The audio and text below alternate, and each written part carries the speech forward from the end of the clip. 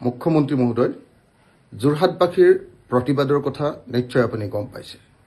দিনে ৰাতিয়ে যোৰহাটবাসীয়ে তেওঁলোকৰ আটাইতকৈ মৰমৰ শিল্পী জুবিন গাৰ্গক বিচাৰি প্ৰতিবাদ কৰিছে, আন্দোলন কৰিছে, পথ অৱৰোধ কৰিছে। মুখ্যমন্ত্ৰী মহোদয়, জুবিন গাৰ্গ যোৰহাটত জন্ম। জুবিন গাৰ্গৰ জীৱনৰ বেছি সময় যোৰহাটত কটাইছে। গতিকে যোৰহাটবাসীৰ দাবী ন্যায্য দাবী। আপোনাৰ লগত সদায় এখন হেলিকপ্টাৰ থাকে, আপোনাৰ লগত চাৰ্টাৰ্ড বিমান থাকে, অনবৰতে আমি সেইখন দেখোঁ।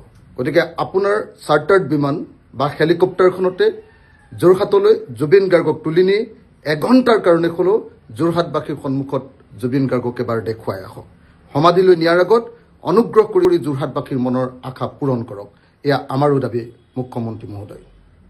মুখ্যমন্ত্ৰী মহোদয়, যোৰহাটবাসীৰ প্ৰতিবাদৰ কথা নিশ্চয় আপুনি গম পাইছে। দিনে ৰাতিয়ে যোৰহাটবাসীয়ে তেওঁলোকৰ আটাইতকৈ মৰমৰ শিল্পী জুবিন গাৰ্গক বিচাৰি প্ৰতিবাদ কৰিছে, আন্দোলন কৰিছে, পথ অৱৰোধ কৰিছে। মুখ্যমন্ত্ৰী মহোদয়, জুবিন গাৰ্গ যোৰহাটত জন্ম। জুবিন গাৰ্গৰ জীৱনৰ বেছি সময় যোৰহাটত কটাইছে। গতিকে যোৰহাটবাসীৰ দাবী ন্যায্য দাবী। আপোনাৰ লগত সদায় এখন হেলিকপ্টাৰ থাকে, আপোনাৰ লগত চাৰ্টাৰ্ড বিমান থাকে, অনবৰতে আমি সেইখন দেখোঁ।